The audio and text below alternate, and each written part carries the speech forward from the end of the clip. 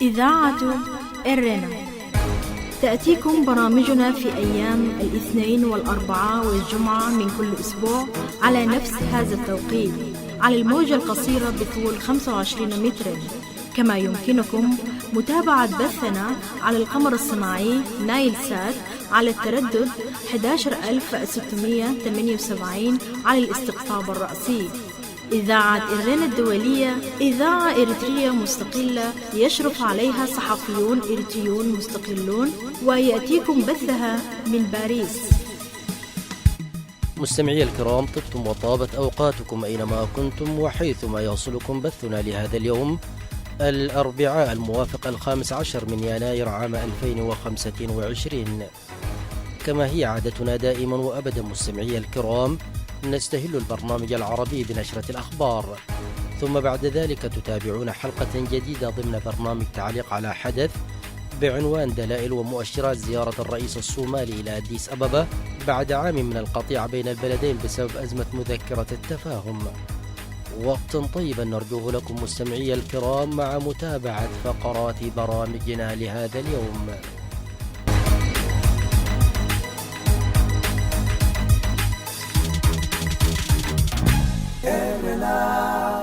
المستمعون الكرام، فيما يلي أقدم لكم نشرة الأخبار أبتدئها بالعناوين. وزارة التعليم العالي في مصر تقدم 30 منحة دراسية في مختلف التخصصات للطلاب الإريتريين. قوة الاتحاد الأوروبي للحماية البحرية تحرر سفينة صيد صينية من قبضة القراصنة الصوماليين. والجيش السوداني يتهم قوات الدعم السريع بمهاجمة سدمرو في شمال السودان بالمسيرات الانتحارية. كانت تلكم سيداتي سادتي عناوين الأخبار، وإليكم التفاصيل من إذاعة إرنا الدولية في باريس. قدمت وزارة التعليم العالي بجمهورية مصر العربية عدد 30 منحة دراسية للطلاب الإريتريين في التخصصات المختلفة بالجامعات المصرية. وأعلنت السفارة الإريترية بالعاصمة السعودية الرياض لأولياء أمور الطلاب الراغبين في الاستفادة من هذه المنح سرعة التقدم إلى السفارة بالمستندات الدراسية بدءا من 13 من يناير الجاري وحتى 28 منه، شريطة ألا يكون مضى 3 سنوات من حصول الطالب على الشهادة الثانوية. تجدر الإشارة إلى أن الخارجية الإريترية دأبت على تحويل المنح الدراسية المقدمة من بعض الدول العربية كمصر والجزائر والمغرب وغيرها إلى سفاراتها بالخارج مثل المملكة العربية السعودية، وذلك للاستفادة منها في ظل القيود التي تفرضها على طلاب الداخل لحرمانهم من الدراسة في الخارج إلا في نطاق ضيق باشتراطات معينة تتمثل في توفير الضمانات اللازمة لعودتهم بعد إنهاء الدراسة. تمكنت قوة الاتحاد الأوروبي للحماية البحرية من القرصنة من تحرير سفينة صيد صينية من قبضة قراصنة صوماليين كانت قد اختطفت من المياه الإقليمية الصومالية بالقرب من بونتلاند. ونقلت وكالة رويترز للأنباء عن قوة الاتحاد الأوروبي للحماية البحرية قولها إنها تمكنت من تحرير سفينة الصيد الصينية، مضيفة أنه لم يصب أي من أفراد الطاقم وأن السفينة في طريقها إلى المياه الآمنة. وكان قراصنة صوماليون قد اختطفوا سفينة الصيد الصينية مع طاقمها المكون من 18 شخصا في نوفمبر الماضي، وطالبوا بفدية قدرها 10 ملايين دولار وفق ما ذكر موقع الصومال الجديد. قال الجيش السوداني إنه تصدى لهجوم مسيرات انتحارية تابعة لقوات الدعم السريع هاجمت سدمرو وأكبر السدود المائية في شمال السودان، مما تسبب في اندلاع الحرائق في أحد المحولات الكهربائية أدت إلى انقطاع الكهرباء عن عدد من المدن السودانية من بينها العاصمة الإدارية الحالية بورسودان، بالإضافة إلى مدن عطبرة ودنقلة وأمدرمان. يأتي ذلك بعد يوم واحد من تسجيل صوت لقائد قوات الدعم السريع الفريق محمد حمدان دقل حميتي اعترف فيه بخسارته لمدينة ودمدني عاصمة ولاية الجزيرة، وتوعد باستعادة المدينة، مضيفا بأنه خسر جولة ولم يخسر المعركة. وقال إن قواته قاتلت الجيش السوداني 21 شهرا ومستعدة لقتاله 21 عاما حسب تعبيره. وكان الجيش السوداني توج انتصاراته المتوالية في ولاية الجزيرة باستعادة سيطرته على مدينة ودمدن السبت الماضي بعد معارك ضارية خاضها ضد قوات الدعم السريع في محاور عدة من ولاية الجزيرة، وهو ما اعتبره المراقبون تحولا في موازين القوى لصالح الجيش السوداني قد تسهل مهامه في التقدم نحو العاصمة الخرطوم. بهذا نصل إياكم مستمعي الكرام إلى ختام النشرة الإخبارية لهذا اليوم. وقتا طيبا أرجوه لكم مع متابعة بقية فقرات برامجنا. راديو إيرنا.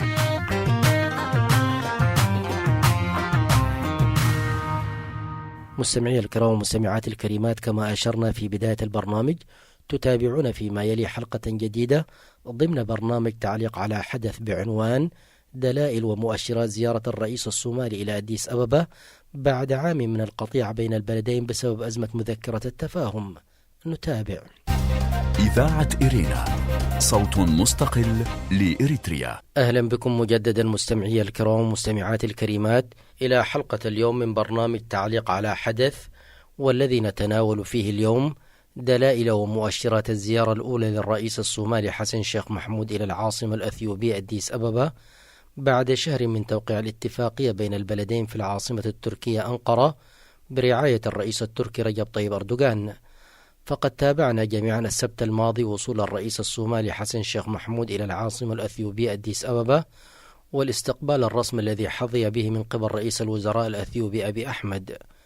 ووفق ما ذكرت وسائل الإعلام الصومالية، فإن الزيارة جاءت تلبية لدعوة من رئيس الوزراء الأثيوبي أبي أحمد بهدف تعزيز التعاون في ضوء اتفاق أنقرة الهادف لإنهاء الخلافات المتصاعدة بين البلدين منذ نحو عام.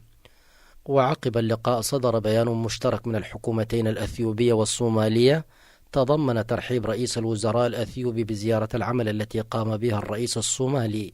وذكر البيان أن الرئيسين تبادلا وجهة النظر حول مجموعة من القضايا ذات الاهتمام المشترك، وأنهما أجريا مناقشات بناءة حول تعزيز العلاقات. وأضاف البيان اتفاقهما على إعادة وتعزيز العلاقات الثنائية من خلال التمثيل الدبلوماسي الكامل بين مقديشو وأديس أبابا، وضرورة قيام البعثات الدبلوماسية للبلدين في المنتديات المتعددة الأطراف والإقليمية بالتعاون الوثيق في المسائل ذات الاهتمام المشترك، بالإضافة إلى ضرورة تعزيز التعاون الأمني بين البلدين والتأكيد على ما أسماه البيان التهديد الخطير والمتطور الذي تشكله الجماعات المسلحة المتطرفة في المنطقة. وفي الختام أكد البيان على التزام الدولتين بإعلان أنقرة وروح الصداقة والتضامن التي يجسدها الإعلان. ما زلتم مستمعي الكرام ومستمعات الكريمات تتابعون حلقة جديدة من برنامج تعليق على حدث، والتي نخصصها اليوم لدلائل ومؤشرات الزيارة الأولى للرئيس الصومالي إلى أثيوبيا بعد عام من القطيعة. فاصل قصير ونعود إليكم، فابقوا معنا. راديو إيرنا.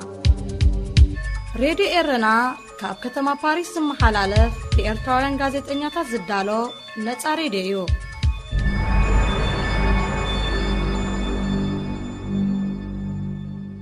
وهذه الزيارة تأتي في إطار مساعي تهدف إلى إذابة الخلافات ومحاولات التقارب بين البلدين في أعلى المستويات. ومن المتوقع أن تعقبها زيارة مماثلة من رئيس الوزراء الأثيوبي إلى مقديشو بغية تعزيز مسار التفاهمات وإذابة جليد العلاقات التي استمرت نحو عام إثر توقيع أثيوبيا لمذكرة التفاهم مع إقليم أرض الصومال الانفصالي.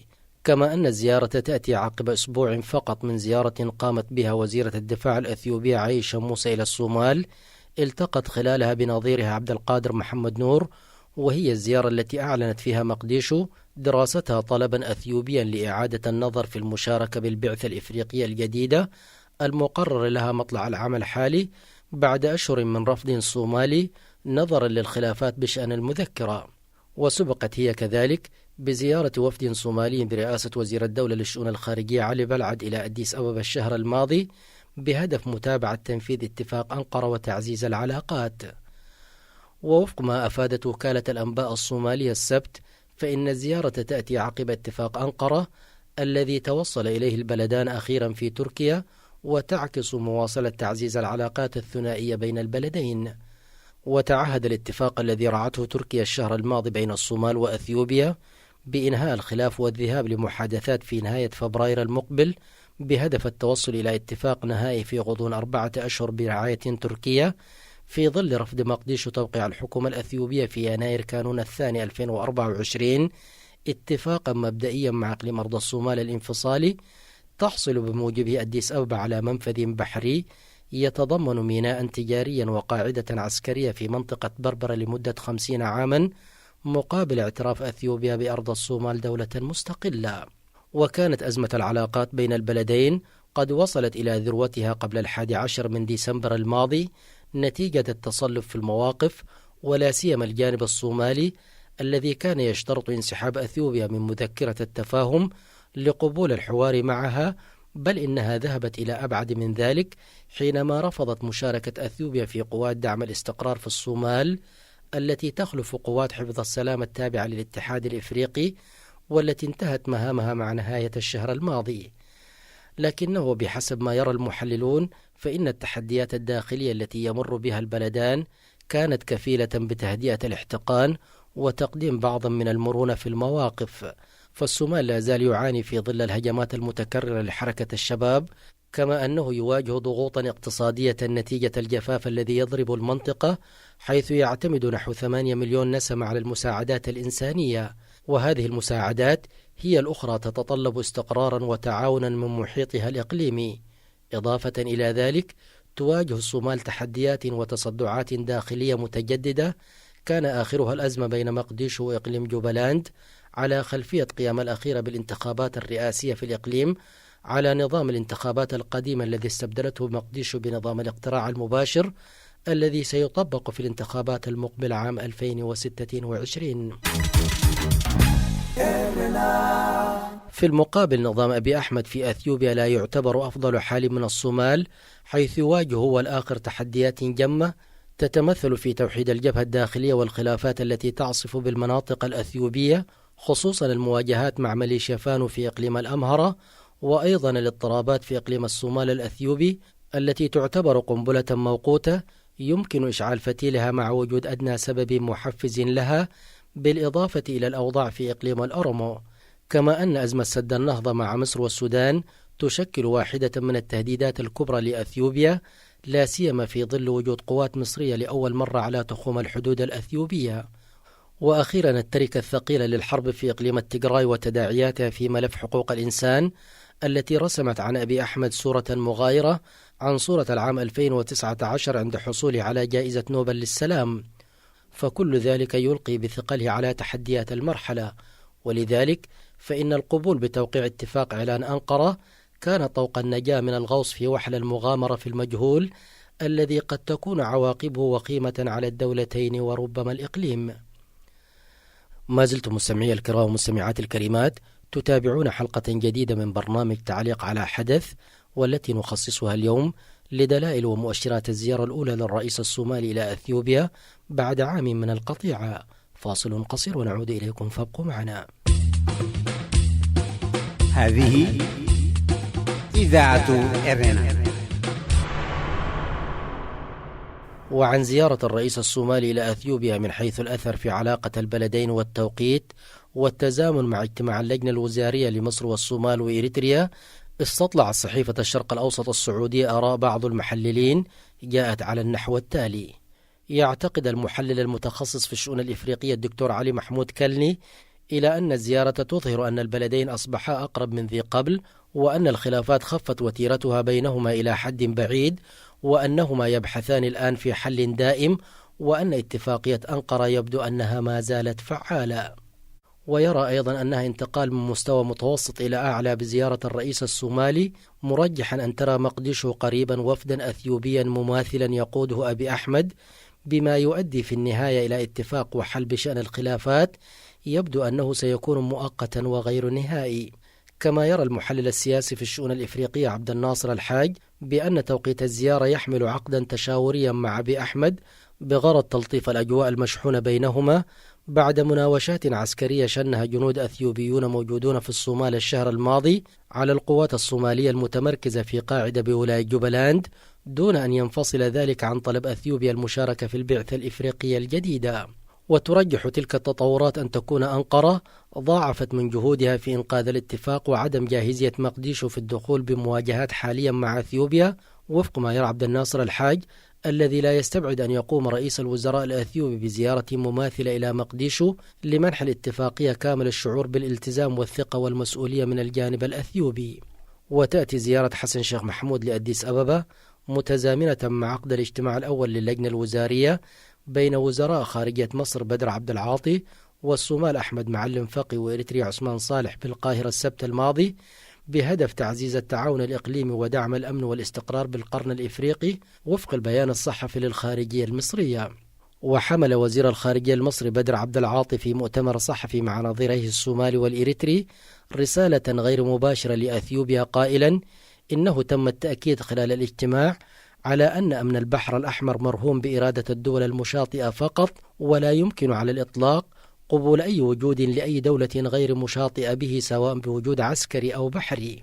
وبحسب محمد علي كلني فإن الزيارة لن تتأثر بمخرجات الاجتماع الثلاثي في القاهرة باعتبار أن هذا مسار وذلك مسار آخر، مضيفا بأن قرار مصر بعدم السماح لأثيوبيا بالوصول إلى مياه البحر الأحمر ليس جديدا، وهي تقول ذلك في كل مرة، وأن أثيوبيا تعلم أن هذا غير ممكن من دون أن تكون مصر جزءا منه ودون موافقتها فعليا. في حين يتوقع المحلل السياسي عبد الناصر الحاج أن الموقف المصري المعلن برفض أي وجود لأي دولة غير مشاطئة على البحر الأحمر سيكون في حسبان أثيوبيا جيدا، لكنها ستترك تقديرات المضي في ذلك إلى طبيعة ما يتمخض من نتائج المحادثات بينها وبين الصومال، مرجحا أن تجتهد أثيوبيا في إيجاد موطئ قدم له على شاطئ البحر الأحمر عبر نوعية الالتزامات الناتجة من مصفوفة اتفاق أنقرة الذي لن تسمح تركيا بانهياره بأي حال من الأحوال. لكن مستمعي الكرام ومستمعات الكريمات، وبالرغم من التحليلات التي ذهبت إلى عدم موافقة مصر تمكين أثيوبيا من الوصول إلى البحر الأحمر مع حلفائها، إلا أن الحكومة الصومالية لن تمانع في وصول أثيوبيا إلى تحقيق هذه الغاية في إطار الأغراض التجارية والتنموية وفق ما تضمنته اتفاقية أنقرة، دون أن يكون لذلك تأثيرا في علاقاتها بالقاهرة وأسمرة، مستفيدة من موقف ودعم تركيا اللامحدود. وأن اجتماع اللجنة الوزارية لخارجيات الدول الثلاثة الأخير إريتريا ومصر والصومال جاء ضمن هذا المؤشر. إذاعة إرينا، صوت مستقل لإريتريا. استمعتم فيما مضى سيداتي سادتي إلى حلقة اليوم من برنامج تعليق على حدث. في ختام البرنامج العربي لهذا اليوم أعود وأذكر بعناوين الأخبار. وزارة التعليم العالي في مصر تقدم 30 منحة دراسية في مختلف التخصصات للطلاب الإريتريين. قوة الاتحاد الأوروبي للحماية البحرية تحرر سفينة صيد صينية من قبضة القراصنة الصوماليين. والجيش السوداني يتهم قوات الدعم السريع بمهاجمة سد مرو في شمال السودان بالمسيرات الانتحارية. بهذا نصل وإياكم مستمعي الكرام إلى ختام البرنامج العربي لهذا اليوم. تقبلوا تحياتي وتحيات الفريق العامل بإذاعة إرنا الدولية من باريس، وحتى نلتقيكم في البرنامج القادم في أمان الله. هذه إذاعة إرنا.